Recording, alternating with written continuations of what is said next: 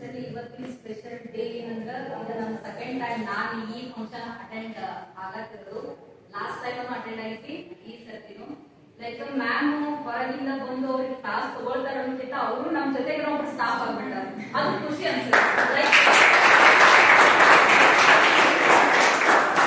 ನಮ್ಗಿನ senior ಅವರು ಆದ್ರೂ ಅದೊಂದು ಬಾಂಡ್ ಹೇಗೈತೆ, ಫುಲ್ ಫ್ರೀಡಮ್ ಆಗಿರ್ತಾರ ಮತ್ತೆ ಫ್ರೀಲಿ ಇರ್ತಾರ. ನಮ್ಮ ಜೊತೆಗೆ ಫ್ರೆಂಡ್ಲಿ ನೇಚರ್ ಐತಿ.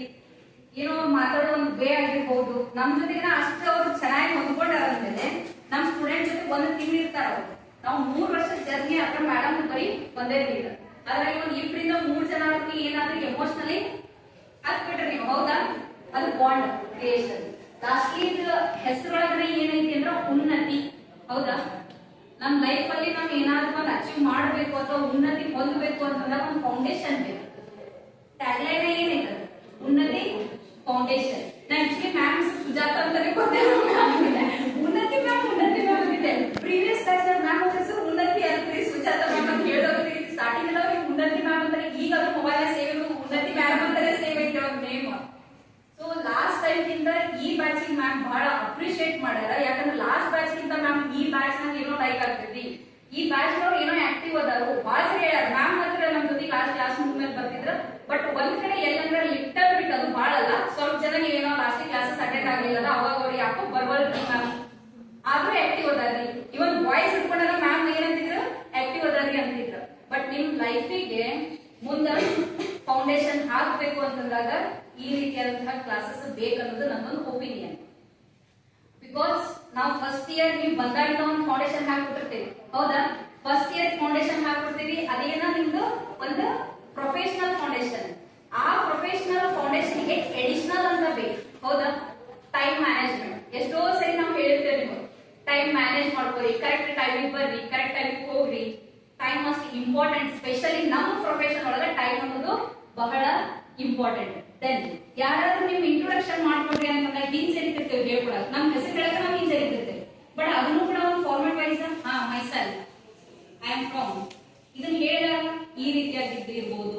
ಅಥವಾ ಒಂದು ರೆಸ್ಯೂಮ್, ನೀವೆಲ್ಲ ಕೋರ್ಸ್ ಮುಗಿದಾದ್ಮೇಲೆ ಏನ್ ಮಾಡ್ತೀರಿ, ರೆಸ್ಯೂಮ್ ಪ್ರಿಪೇರ್ ಮಾಡ್ಬೇಕು. ಅವಾಗ ಹೋಗಿ ಇದನ್ನ ಹೆಂಗ್ ಒಬ್ರು ಯಾರೋ ಹೋಗಿ ನೀಟಾಗಿ ಮಾಡ್ಸ್ಕೊಂಡ್ ಬಂದಿರ್ತಾರೆ. ಈ ಕೆಲವು ಜನ ಹೇಳಿದ್ರೆ ಹೇಳ್ತಿರಲ್ಲ, ಅಲ್ಲಿ ಯಾಕೆ ಯಾಕೆ ನಾ ಹೇಳ್ಬೇಕು, ಅವ್ಗೆ ಯಾಕೆ ನಾ ಹೇಳ್ಬೇಕು. ಬಟ್ ಅದನ್ನ ಏನ್ ಮಾಡ್ಯಾರ ಮ್ಯಾಮ್ ನಿಮ್ಗ ಹೇಳ್ಕೊಟ್ಟಾರ. ಒಂದು ರೆಸ್ಯೂಮ್ ಅನ್ನ ನಾವು ಯಾವ ರೀತಿ ಪ್ರಿಪೇರ್ ಮಾಡಬೇಕು. Then interview skills. ಎಲ್ಲಾದ್ರೂ ಒಂದ್ ಕಡೆ interview after completion of course interview ಕೊಟ್ಟಾಗ ಯಾವ ರೀತಿ ಇಂಟರ್ವ್ಯೂಸ್ ನ ಅಟೆಂಡ್ ಮಾಡಬೇಕು. Then goal setting. ಇಷ್ಟೆಲ್ಲ ಮಾಡತ್ತೀವಿ, ಹೌದು ನರ್ಸಿಂಗ್ ಕಲಿತೀವಿ. ನರ್ಸಿಂಗ್ ಯಾಕೆ ಕಲಿತೀವಿ, ನಮ್ದೊಂದು ಗೋಲ್ ಐತಿ. ಏನ್ ಗೋಲ್ ಐತಿ ನಮ್ದ?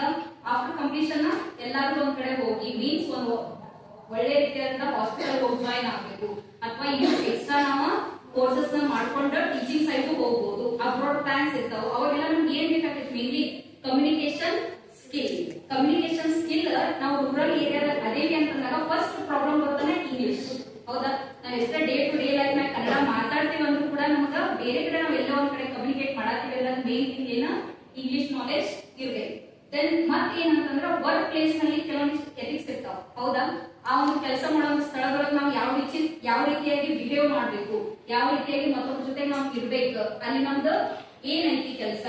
ಸೊ ಇದ್ರ ಬಗ್ಗೆ ನಿಮ್ಗೆ ಕೇಳ್ಕೊಟ್ಟಾರ. ಇದು ಎಲ್ಲಕ್ಕಿಂತ ಮೇನ್ ಏನಂತಂದ್ರೆ ರೊಕ್ಕ.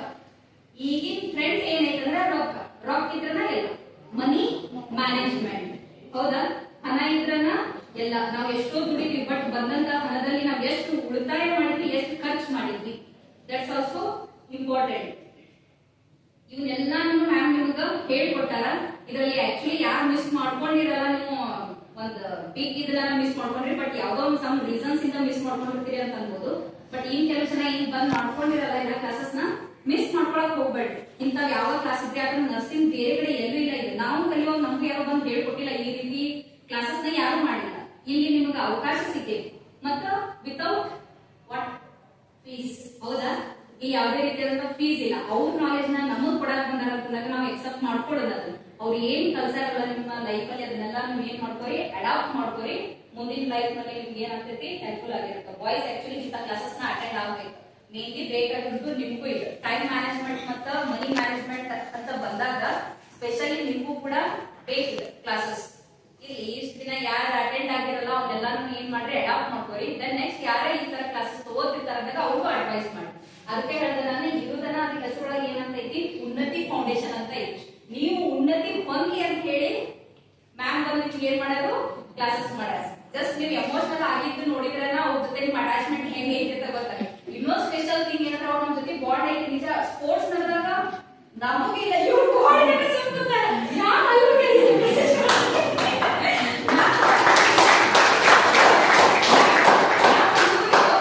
ಅವ್ರು ನಮ್ ಹುಡುಗರಿಗೆ ಗೆಲ್ಬೇಕ್ರಿ. ಇವ್ರು ಅಷ್ಟು ಮೇಡಮ್ಗೆ ಇದನ್ನಿತ್ತು ಅವತ್ ನೀವು ಗೆಲ್ಬೇಕು, ನಿಮ್ಮನ್ನ ಗೆಲ್ಲಿಸ್ಬೇಕು ಅನ್ನೋದು ಮ್ಯಾಮ್ ನಿಮ್ಮನ್ನ ಎನ್ಕರೇಜ್ ಮಾಡತ್ತಿದ್ರಲ್ಲಿ. ಆಕ್ಚುಲಿ ನಮಗಿಂತ ಅಷ್ಟೇ ಆಕ್ಟಿವ್ ಆಗಿ ನಿಮ್ಮ ಮ್ಯಾಚ್ ಅನ್ನ ನೋಡ್ಬೇಕು, ಆಟನ ನೋಡ್ಬೇಕು, ನಿಮ್ ಜೊತೆ ಇನ್ವಾಲ್ವ್ ಆಗ್ಬೇಕಂತ ಹೇಳಿ ಮ್ಯಾಮ್ ಬಂದಾರ. ಲೈಕ್ ಅವರು ಒಂದು ನಮ್ ಜೊತೆಗೆ ಸ್ಟಾಫ್ ಆಗ್ಬಿಟ್ಟಾರು. ನಾವ್ ಯಾವಾಗ್ಲೂ ಅವ್ರ ಜೊತೆಗೆ ಇರ್ತೇವಿ. ಮ್ಯಾಮ್ ನಮ್ಮ ಸ್ಟೂಡೆಂಟ್ಸ್ ಗೆಲ್ಲ ನೀವು ಬಂದು ನಾಲೆಜ್ ಕೊಟ್ಟಿದ್ರೆ ನಿಮ್ಗೆ ಯಾವಾಗ್ಲೂ ನಾವು ಥ್ಯಾಂಕ್ಫುಲ್.